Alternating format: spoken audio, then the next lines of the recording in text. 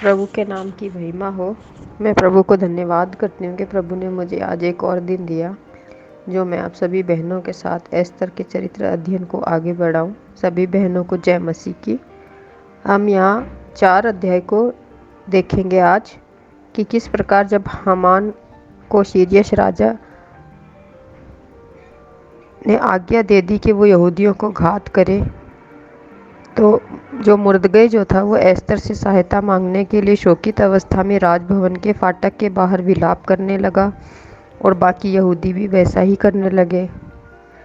तब एस्तर के खोजे ने उसको ये सब बताया तो एस्तर शोकित हुई और मुर्दगै को नए वस्त्र भेजे, परंतु मुर्दगै ने पहनने से इनकार कर दिया। तब एस्तर ने अपने खोजे को भेजकर सारे वृत्तांत की जानकारी ली।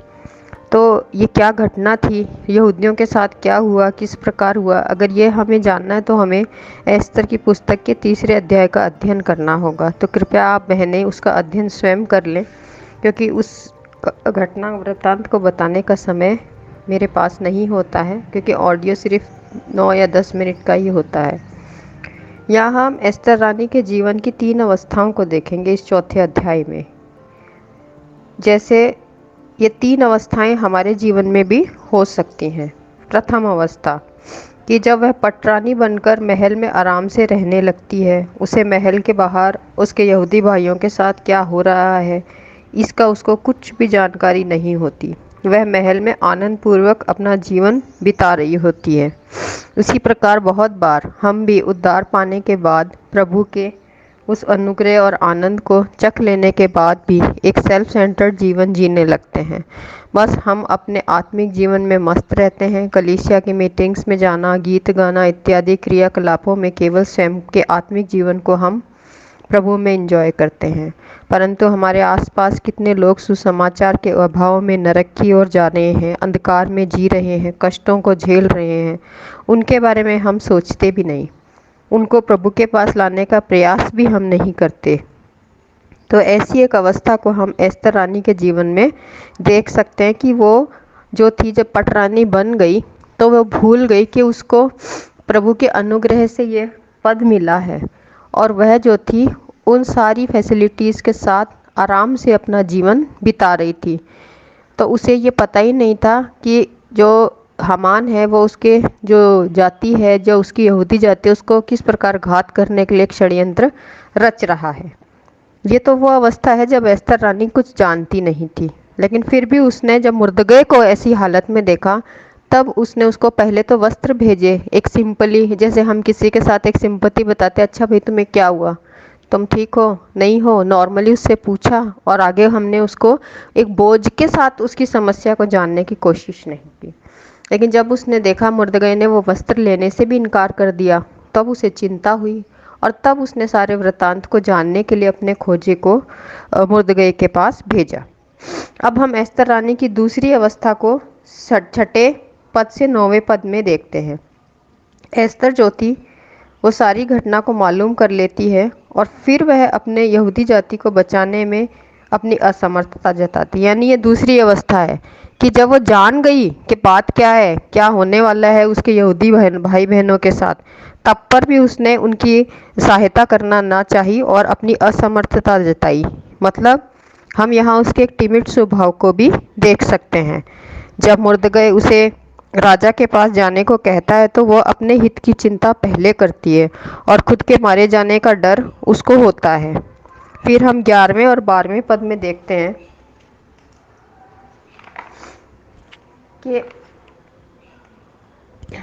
मुर्दगै जो है वो जब उसको बताता है, पूछता है, तो वो 11वें 12वें पद में यही अपनी असमर्थता को दिखाती है कि भाई मैं अगर ना वहाँ जाऊँगी तो समय से पहले राजा के पास अंदर महल के अंदर जाने की परमिशन किसी को नहीं है, हो सकता है कि मैं मारी जाऊँ। तो वो अपनी प्राण की चिंता पहले करने लग जाती है। तब 13वें और 14वें पद में मुर्दगै जो है वो एस्तर से यह बताता है कि वह सीरियस राजा की जो पटरानी बनी है वो किसी अपनी योग्यता या खूबसूरती से नहीं बनी, बल्कि परमेश्वर के अनुग्रह से उसको यह पद मिला है। और वो ये भी बताता है कि क्या पता तुझे परमेश्वर ने इसी दिन के लिए महल में रखा हो कि तू अपने यहूदी जाति के छुटकारे का कारण बने।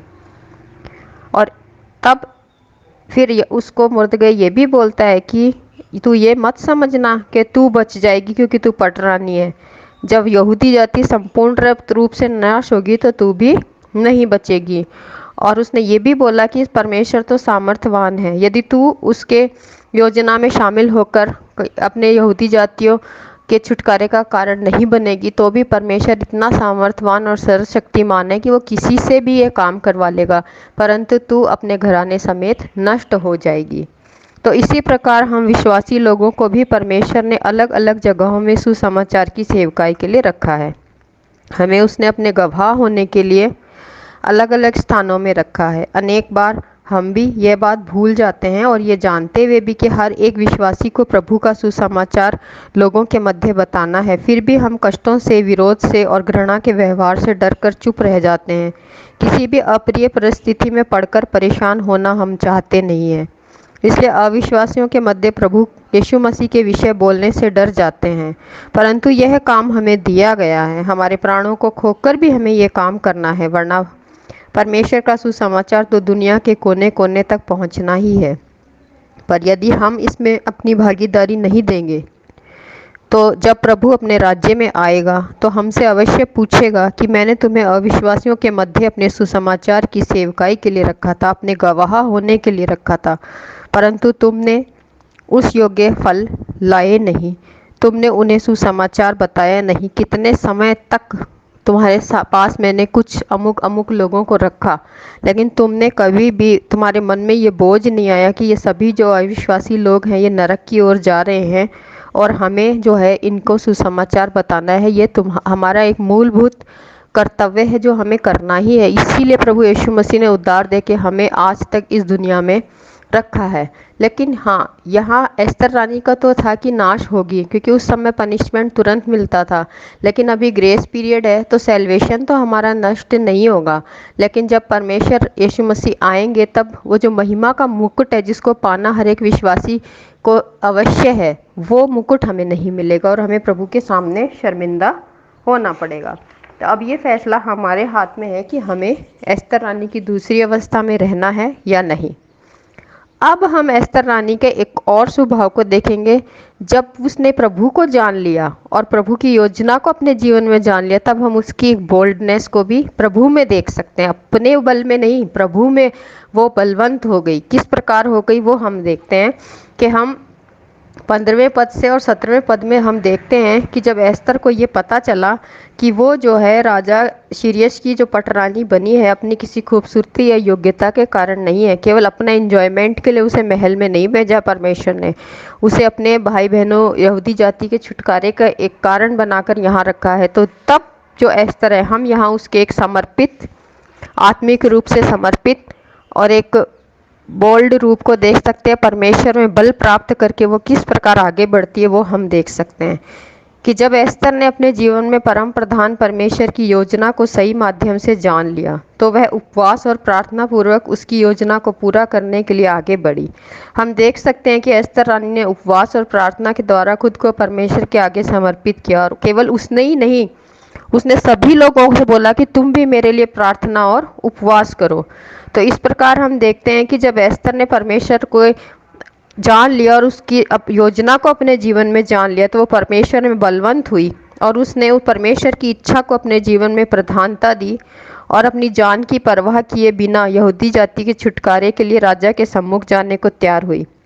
हम 17वें पद में देख सकते हैं कि वो बोलती है कि मैं नाश हो गई तो हो गई, यानी उसको अब अपनी जान की भी परवाह नहीं थी, क्योंकि वो यह जानती थी कि परमेश्वर परम प्रधान जिसने उसको यहाँ भेजा है वो आप ही उसकी सुधि लेगा। इसलिए वो प्रार्थना पूर्वक और उपवास के साथ राजा के पास जाने को तैयार हुई ताकि वो अपने यहूदी जाति के छुटकारे के लिए राजा के पास में याचना कर सके।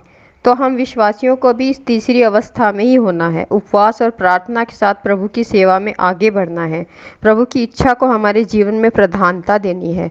अपने प्राणों को देकर भी हमें सुसमाचार का प्रचार करना है, चुप रहना नहीं है, आत्माओं को प्रभु के लिए जीतना है। यदि हम इस तीसरी अवस्था में हैं तो ज़रूर महिमा का मुकुट पाएंगे। तो प्रिय बहनों, आज हमने एस्तर रानी के जीवन की 3 अवस्थाओं को देखा। अब हमें खुद को जांचना है कि हम अब कौन सी अवस्था में हैं, प्रथम अवस्था में, दूसरी अवस्था में या तीसरी अवस्था में। यदि हम तीसरी अवस्था में हैं तो निश्चय रूप से हम सही रास्ते पर हैं और प्रभु की इच्छा के अनुसार हम आगे बढ़ रहे हैं और महिमा का मुकुट हमसे दूर नहीं। प्रभु का जो अनुग्रह है वो हम पे हुआ। हम कौन थे? निर्बल थे, अज्ञानी थे, तुच्छ थे, उनको परमेश्वर ने चुन लिया। तो हम जिस अवस्था से अब जिस अवस्था में आए हैं, तो क्या हमारा ये कर्तव्य नहीं, क्या ये हमारा फर्ज नहीं कि हमने जो चखा, हमने जो चक्कर देखा, हमने जो पाया उसको और लोगों को भी दें, ताकि वे लोग भी नाश ना हो परंतु अनंत जीवन पाए। इन्हीं शब्दों के साथ मैं आज का वर्णन समाप्त करती हूँ। सभी बहनों को जय मसीह की, प्रभु के नाम की महिमा हो।